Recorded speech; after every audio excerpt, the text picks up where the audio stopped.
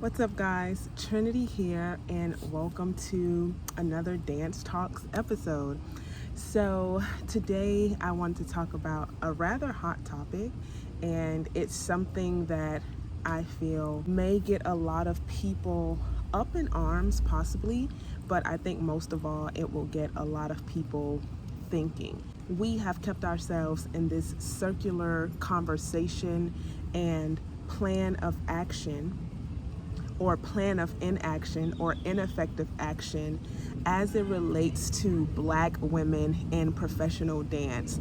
I am here, yes, to talk about reimagining and redefining Black women in professional dance. So whether this topic comes as a shock to you or not, I think it is important to talk about this. You know, I have had this particular topic burning in the depths of my soul for a few years now. I think it really started to bud in 2020 during the uprising of the BLM movement, and me just honestly seeing what it did with social media, how it played on a lot of Black people and white people, seeing that firsthand up front. I'll never forget my dance company. We were not yet able or cleared to go into the dance studios, so we started our company classes via Zoom. It was cool, I enjoyed it, but I remember one specific day, someone, I don't know who it was, call me a conspiracy theorist, but someone was just like, hey, we're gonna have a blackout on the internet. Which, when I thought about that a couple of days ago, I was like, they knew what they were doing. BLM was a complete scam. I remember this one particular day getting ready for company class, getting ready to hop on Zoom, and nobody was on. I thought that was strange, but I just decided to say, hey, perhaps some people were just kind of running late and I'm like the first one on. Cool. I waited 5 minutes, maybe I went to the 10-minute grace period, and no one showed up. I was thoroughly confused. Sooner rather than later, it had occurred to me that the company had taken the stance of, let's go along with this blackout. It is my belief that the BLM movement has had a tremendous impact in the worst ways on the dancing community, Black dancing community, and Black women in dance. It's time to let go of the victimization. A lot of the things we try to advocate for are some of the same things that we're seeing play out in different realms of advocacy. The more we continue to behave as if we are victims, the more we will be victimized. Now, not everyone is out to victimize Black women in dance. I've worked with, still work with, have a great relationship with people who are not Black in the dance field. People who are not Black in the dance field have also had my back, have also looked out for me, have also cast me in soloist roles, have also cast me in principal roles, if you will. I'm just not taking the bait on, we need this because we're Black dancers, or my hair needs to be able to be like this because I'm a Black dancer. I need to only be able to wear brown tights because I'm a Black dancer. It's getting out of hand, and it has been ridiculous for a while now. Now, on top of me being a lover of all things dance, I am also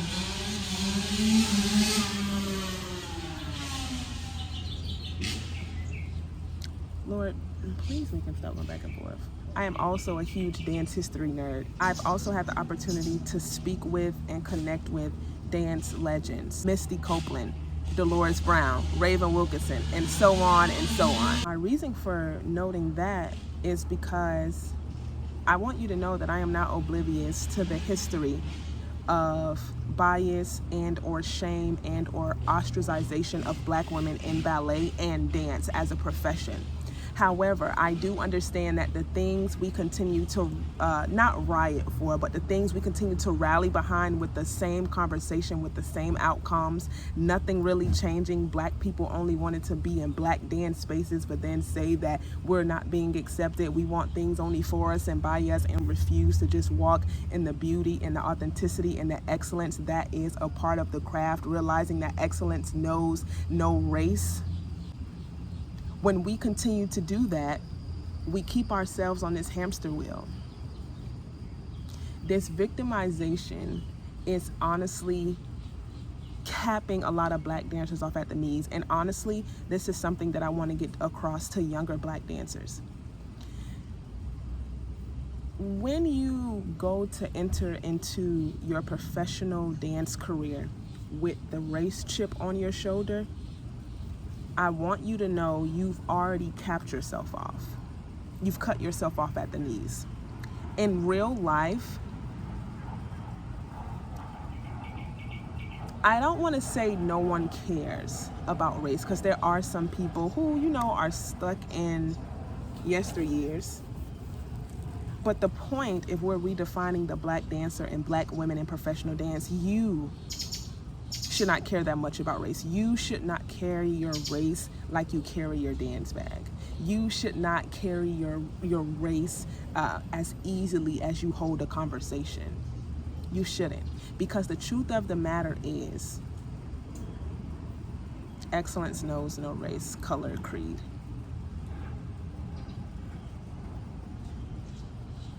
So be excellent for the sake of representing you, for the sake of God who created you, for the sake of you wanting to inspire a different or a new generation of dancers.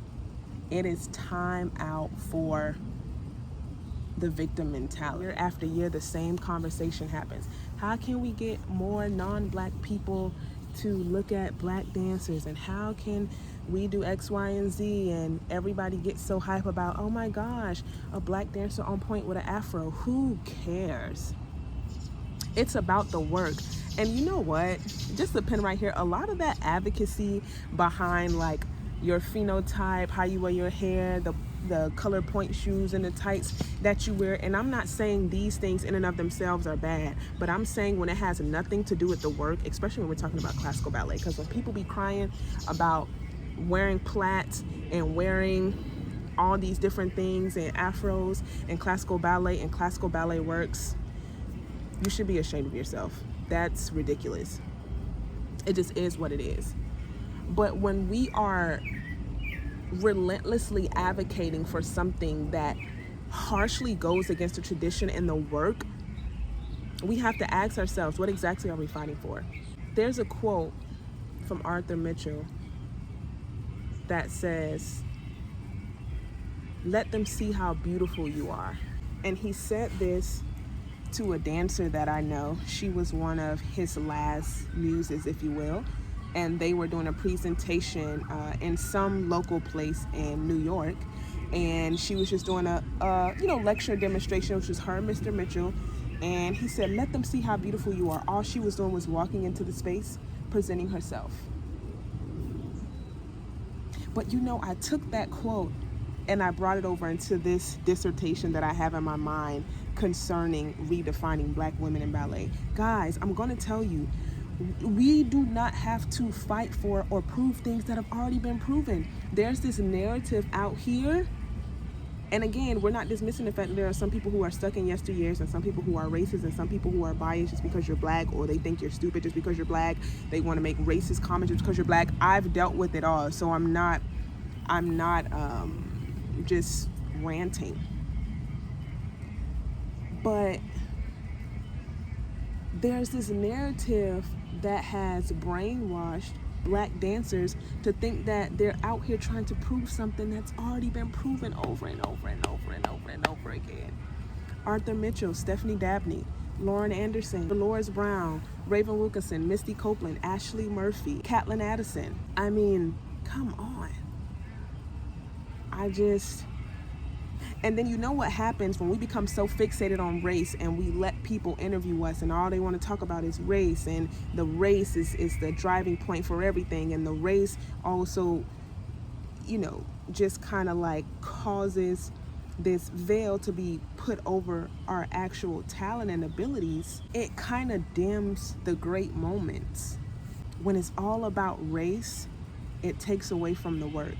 As artists, we are in charge of how people write about us, how people interview us, like what they interact with. If you're always black,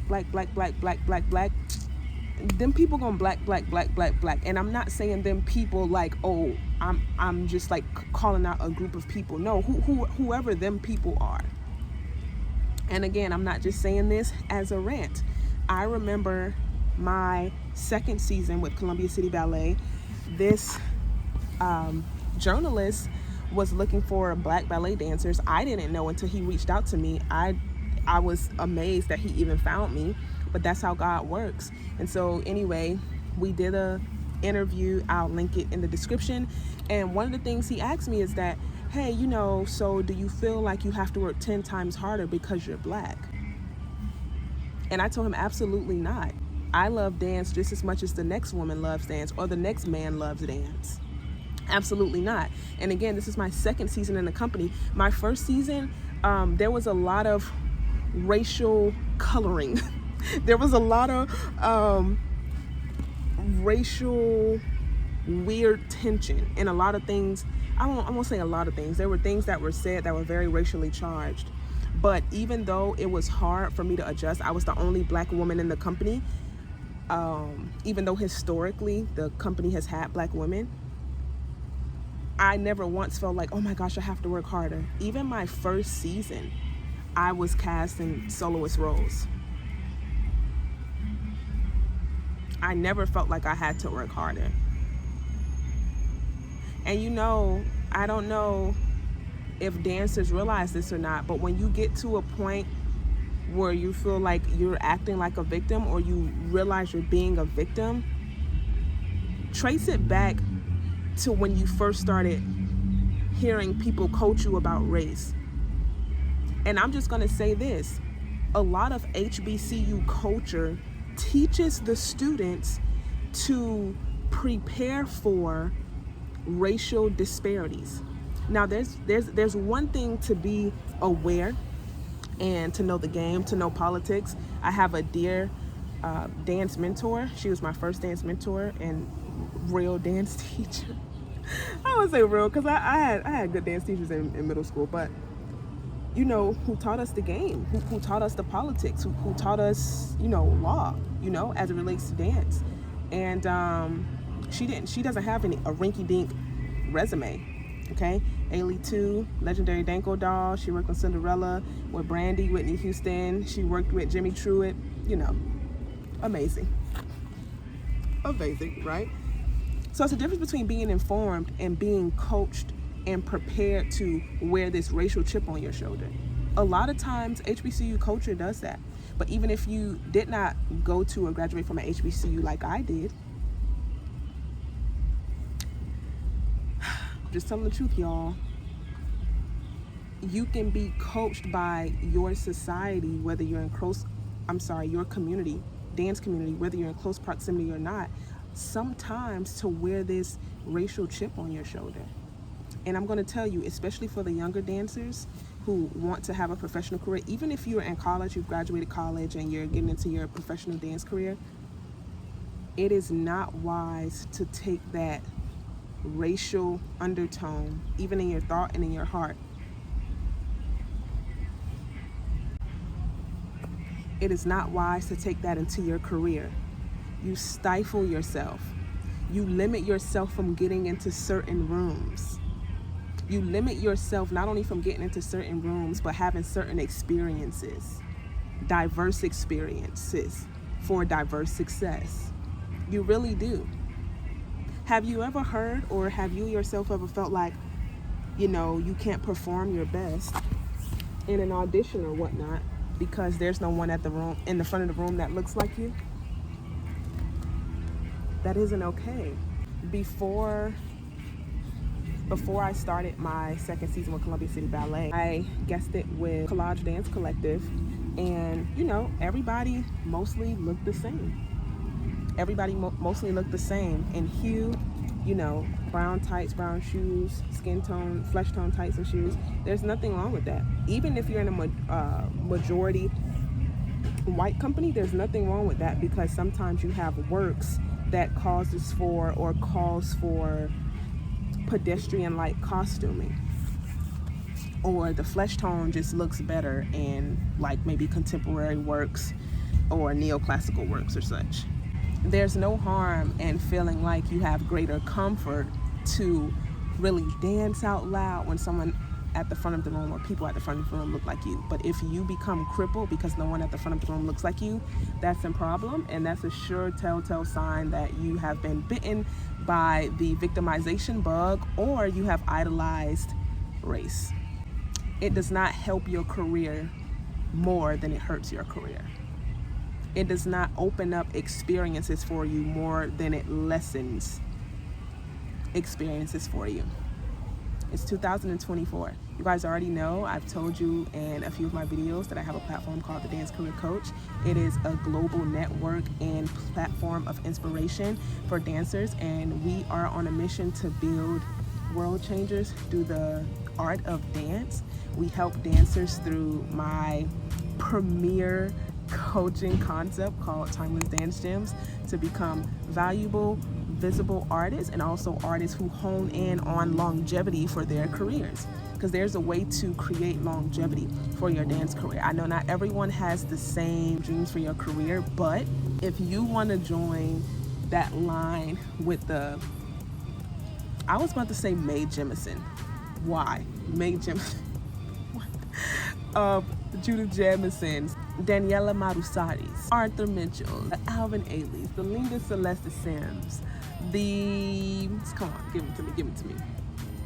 Mel Tomlinsons, Joan Myers Browns, Misty Copeland's, Lauren Anderson, George Balanchine's, why not? Edward Valelas, why not? The Karina Gonzalez, why not? Rosie Herrera's, I think she's one of the most brilliant choreographic dancing minds ever. And I know I have not seen everyone, but she got me. Brilliant, Rosie is brilliant. So, if that's you, and you don't just want to have a monotonous dance career, but you want to make your wildest dance dreams come true, you want to open yourself up to incredible possibilities that you could not have even thought or imagined, okay, that made me think of Ephesians 3:20. Join our community, because I'm your girl and I'm here for you. I am not out to change the world of dance. I'm here to redefine the dance artist. You slay! Make sure you like, comment, and subscribe. Go ahead and give me a follow on Instagram as well. And until next time, you already know the vibe. Happy dancing, and love you guys.